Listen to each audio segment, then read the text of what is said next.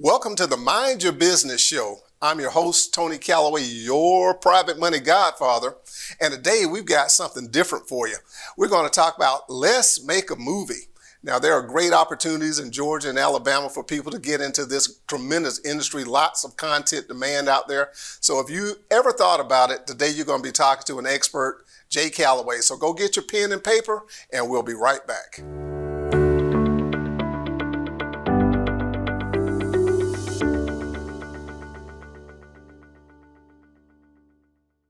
Welcome back, and we're here with the executive of Exposed Concepts, Jay Calloway, and I'm sure you realize we both have the same name. We may be related, but that's how we wound up meeting each other. How you doing today, Jay?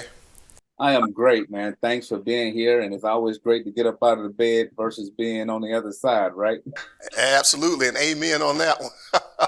Well, you and I have known each other, I guess, over a couple of years now, and I think through some curious act of fate, we ran into each other through LinkedIn. But I'd like to give our audience a chance to get to know a little bit more about you. So if you would just kind of give us your background I'll call it the human interest story on Jay Calloway. Well, if you don't know, my name is Jay Calloway. I'm here in Atlanta, Georgia. I like to say that I'm the creative director of Exposed Concepts, where we produce film, TV commercials. We do some music videos, so no budget is too small or too large. My background stems from music that kind of brought me over into the film realm. I traveled here from Memphis, and a lot of people didn't understand that. I came to Memphis off of a basketball scholarship, and then when that ended, I went over and tried my hand at LaFace Records before going to film school. And once I picked up the camera, I never put it down. Wow, that is incredible. Now, just to kind of dig into that a little bit, what got you interested in getting into this industry, into the film industry? I mean, there was something that triggered that transition. There's a few things. The first thing, which was, I will say a mistake, a friendly mistake. 10th grade year in high school, there was a professor, an English professor, who wanted to be more of a principal than anything. And he was studying script. So he handed us a script book. And he said that our grades would be based off whatever creativity we came up with. Everything was based off of grammar. And we wrote our first movie.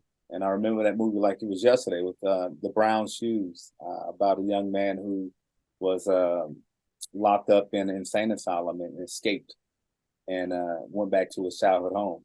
So that book and that information was given to me in 10th grade. 12th grade year, I escalated up to the theater program. And then once I got into film studies, they gave me the same book. So I'm like, okay, so I got a few years on everybody, and I understood characters, growing up with less. Some of the youngsters say getting it out of the mud. We laughed at our pain. I know the Waynes had a similar story.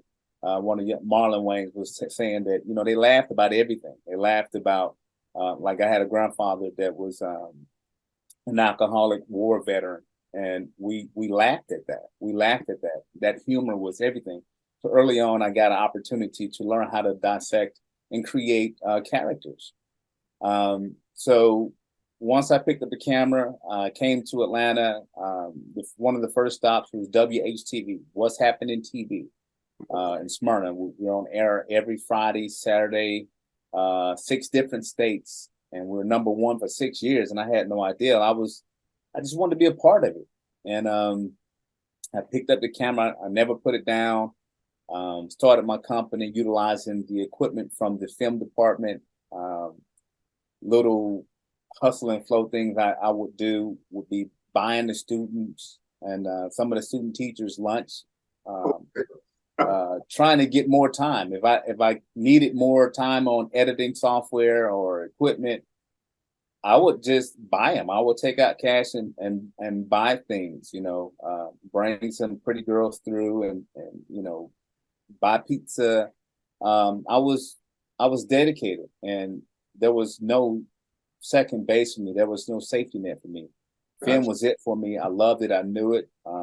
Atlanta embraced me. I embraced it back, and I never ever wanted to do anything else but film.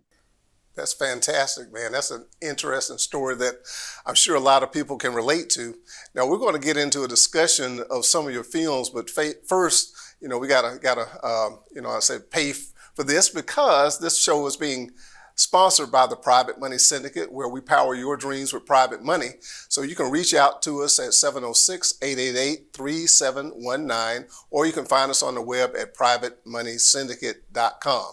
So now we're back here with Jay Calloway, the creative director of Exposed Concepts. Now, you've got quite a number of productions under your belt. So if you would, take a couple of minutes and just talk about them in general, just kind of give people a flavor for the type of productions that you've been able to get out and where those could be seen now if they're out where they are available to the public.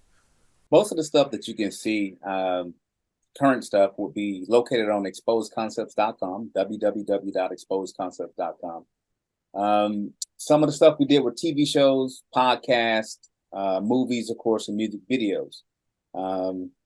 We did a tribute to Trayvon Martin, doing the Trayvon Martin passing. I was elected. Someone just pushed me up and was like, okay, you're going to direct this video. I said, I don't know if I could do it, but I donate some time. Let me do the editing on it. So the first one was the Trayvon Martin reenactment through a music video through the Rude Boys. There was a young man, Joey Beans, and now he has a coffee at this particular point, but he was with Joe Levert back in the day, and they came and knocked on my door and was like, Calloway, we need you. So that was one of the projects that we pushed out. Documentary was another way that we wanted to go. So we did a few podcasts and documentaries as well. One was the hottest DJs in the South in my youth, straight out of college, scared to death, but I was already in the limelight, producing stuff and going to different clubs. So we decided to pay homage to the DJs that made and paved the way to all these artists out here. So on the front cover, you would see DJ Nabs, DJ Scream, and what they call it, Mr. Thanksgiving, all on the front cover. It's funny how it happened. It was an idea. We felt that we were going to just push the DV just to show homage, and we ended up with 30 celebrity DJs all over the world. And the only one we didn't get was DJ Toomp, which we had a conversation. We bumped into one another, and I apologized. He said, "No worries. I was on tour with Tip anyway." So we hooked up, and we will do something coming soon. Mm-hmm. Some of the movies that a couple of the movies that you produced. One of the movies that I think my favorite, and you guys will see this one soon, is called Highway 416, another parallel universe. I can't say a lot about that particular unit because that should be in production this coming summer. I had an opportunity to write that full script, and that's something different. It's a sci-fi. And then the one that went to silver screen, which would be Whispers on the Lake. It's a horror film filmed here in Georgia about a small town in Georgia, also known as Lake Lanier. We call it Oscarville. That was the first name. So Oscarville, we put some facts and fiction, put it together, had a star-studded cast, and that movie is already out. You can buy a copy of it. You can actually rent it for 24 hours, 48 hours, or you can get T-shirts, mugs, what have you, from exposedconcept.com. That aired at Regal Theaters in Atlantic Station. Gotcha. So very proud of that. Yeah. As a matter of fact, you shared the trailer for Whispers on the Lake with us. So, hey, let's show that to our audience and give them a little flavor of Whispers on the Lake. Nothing is ever as good as it seems.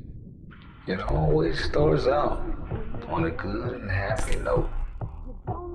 5 friends, reunited, fun trip, in the nature, on the lake. called Lake Lanier. What could possibly go wrong? Well, when you embark on the wrong energy, strange things happen. And if you listen close enough, you can still hear the truth in the whispers. 8 years, 3 months, 2 days.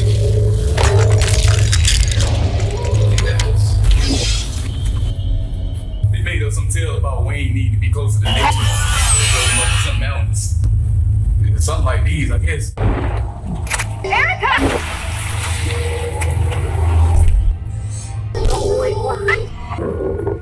They never came back.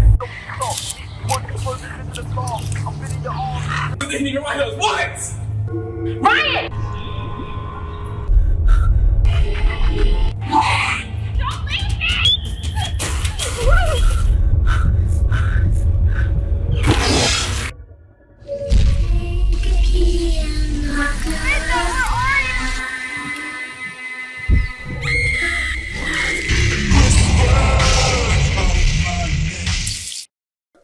Wow, that's fantastic, Jay, man. You got talent. You were able to bring in some talent. You know, it's just amazing to actually be talking to somebody who put all that stuff together. So let's talk about that, you know, and like today's topic is, you know, let's make a movie. So if you could, in broad strokes, help people to understand for what they saw on Whispers on the Lake, how you went through the process of production. Well, the process of the production, it always starts and ends with being creative and being mindful that you just can't push anything into a box. The idea really came, I have to give credit to my mother. We were going up on Lake Lanier to party at Cocktail Cove. And she was telling me that, you know, people die up there. I'm like, Mom, you don't know what you're talking about. I'm just going up here to party, having a good time. So after learning that, me being a historian, I love history, I researched it, you know, just for my own knowledge. And, you know, Oscarville was a thriving sharecropping county. The thing about it, they had chickens, soybeans, and things of that nature. And just like so many other stories, there was a young lady that ended up raped and killed. They blamed it on, you know, the people that were there. They drove them out of their town, Forsyth County, right here in Georgia. Burnt them at the stake, you know, lynched them and hung them. And people still today are coming out with their stories. It took them many years to cover up. Once legal and, you know, politicians got in office, they wanted to give that land back. But, you know, the people that owned it at that particular point decided they wanted to flood it to strong own the resources. That was the truth behind that story. Okay. I took truth and I took fiction of what was going on back during that time. Prohibition, right? You know, alcohol sales were really down, and the construction of a new dam by people like you and I had zero skill set whatsoever, that were just tearing up stuff and blowing up stuff. When they finally ran out of money and out of time, they were ordered by the government to go ahead and flood the city. Still today, when the water recedes, you can see steeples, you can see gates and fences and trees and race car tracks, you know, from a land that was taken from a people on a misconception, you know. So we took the good, the bad, and ugly, and we had a horror story now by the name of Lake Lanier, remembering Oscarville.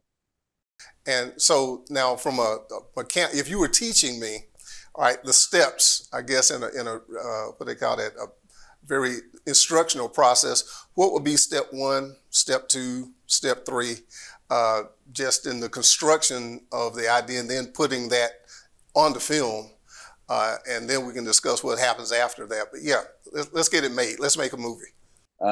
Steps 1, let's assume that we already have a script. Okay. Once you have the script, the biggest money and time you can throw into something that you want to be successful would be what I like to call pre-production. Pre-production. If you have it good and it looks good on paper, then you may not make as many mistakes. Pre-production will be taking down each scene one scene at a time. Once you break down each scene one at a time, it's going to identify who's the talent, Who's the characters? Who do you need, above the line and below the line? What team did you have producing this particular scene? Right. Is it scene constructed daytime or nighttime? That's how you actually calculate your budget, so you can get a great understanding how long you're going to need these people on set. You're going to need them 4 hours, 8 hours. Is this going to be a union movie or it's going to be an independent movie? Because with union, you have a different set of rules. And independent, you can get away with a little bit more. Mm-hmm. With union, you have to cook them hot meals. If it's 8 hours, if it's independent, you might be able to get away with, pizza or what they call it, sandwiches, and a crafts table. So there's a lot of different things. The first thing I always do is look at the script. We break down the characters. We make sure that we break down scene by scene. And I always like to shoot my exteriors first. So once you get all of that situated through your pre-production and you get approved and your budgets are good, then and only then are you ready to shoot. All right.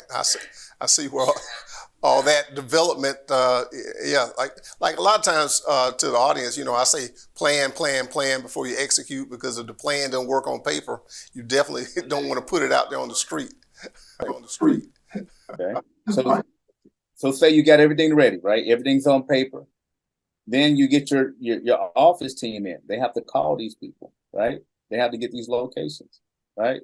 That's where your money comes in, okay?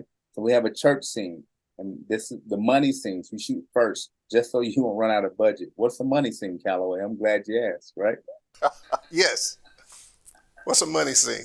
So a money scene, if you look at any movie and you see an abundance of people. Okay. Or like in the Titanic, when they sunk the Titanic, that's a money shot, right? On the intro scene where you see a horse race or a football field full of people, that's a money scene. Because if you're using union workers, you have to pay each and every one of those people. And God forbid if you don't get it on the first, second, third tape. Every day you're just spending money and you're burning tape every 10 minutes. You got to change out, the film from the camera. It's a lot of money being spent. You got a lot of presence on set. So again, this planning stage.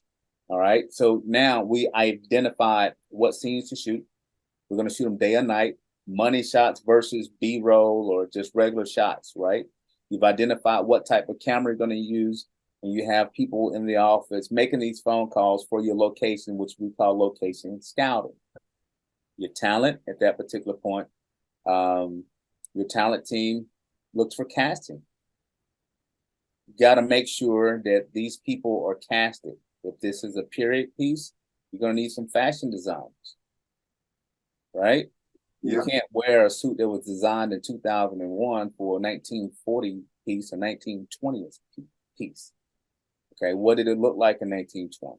Right. Did we have a lot of paved roads? Was there a lot of dirt and gravel and red clay? All these things are symbolistic is the art department. You got to make sure that everything works right. Because if I'm scanning and I have an idea, I'm scanning or panning the camera and I see a cell phone, you just cost me a whole lot of money.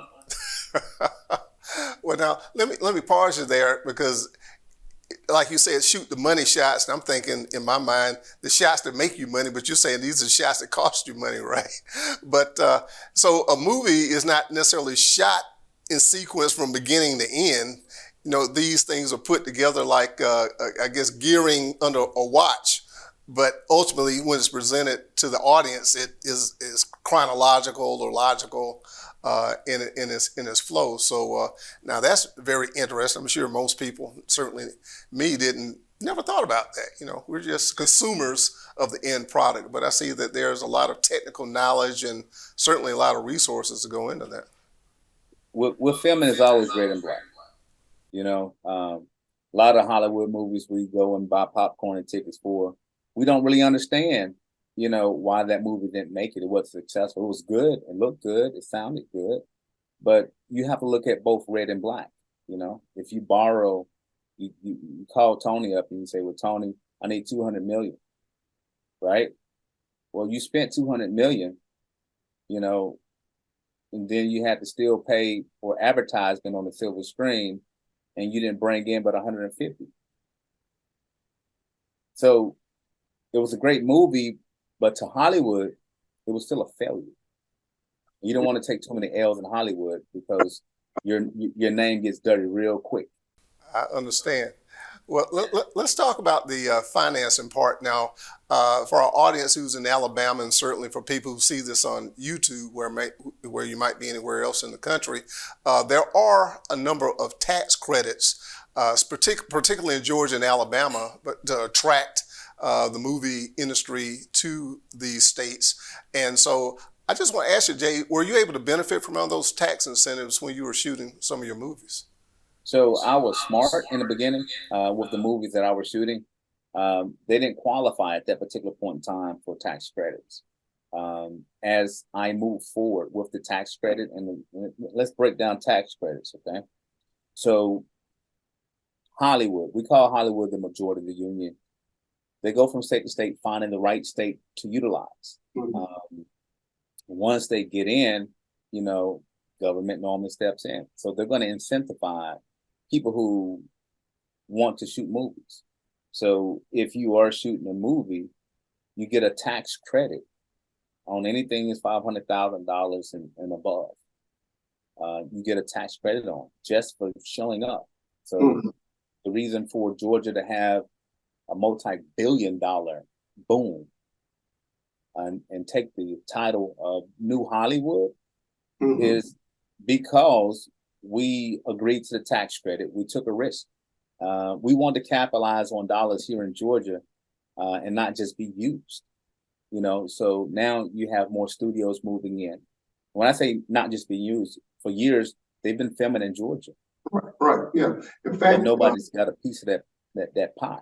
Right. I was going to say that a lot of people probably don't know, but Columbus and Phoenix City, Alabama are like right across the river from each other. And there's a bridge that parts of Fast and Furious have been shot on. We got Fort Benning to the south, and there have been a number of war movies filmed on Fort Benning. I think We Were Young and Soldiers once had Mel Gibson, and it was shot partly on Fort Benning. So you're right, a lot of things come to Georgia. Now, for those of you in Georgia, Alabama, and elsewhere, go to your state Department of Revenue, and you can find out all the information about the tax credits that may be available in your state that can be applied to the financing for your film. And on that point, let me talk about film financing for a minute. The Private Money Syndicate is actually able to help and support with film financing. There are certain things that the film has got to meet. In other words, you got to have your pitch deck, you have to have your actors, your producer, your directors all identified.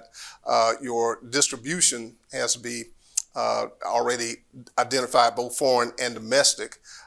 And then you have to have at least 20% of the budget. Now, there are some other facets that lay in there, but some of the good things are the resources that we have available. Jay can help people with the production, can also help with product placement, which is an opportunity to also generate revenue with the movie, and then musical score. So we have some resources that can help those who have the ideas, the script, but maybe don't have all the pieces available that you've developed over the years to be able to do their own production. So we're going to have the details laid out for folks who want to investigate that further. But as our time is winding down, Jay, I do want to ask you, where can somebody go? You mentioned that you went to film school. So where can people who have an aspiration to get into your industry, where can they go to get trained up? Where are some places you could, or in general, some places you recommend they pursue that? One of the things I would ask people to do first and foremost is just question themselves, look in the mirror, and first of all, identify if this is something that you want to do for a living. Second thing I would ask you to do is sit on a set, so you can understand what happens on a set from beginning to end. A lot of us, we think we want to be in Hollywood until you actually pick up and do some work. But you can actually go to school, any film school, and sit down with your professional, let them know exactly what you would like to do once you leave. If you can't really afford film school, you can sit on sets and do internship work or just help out.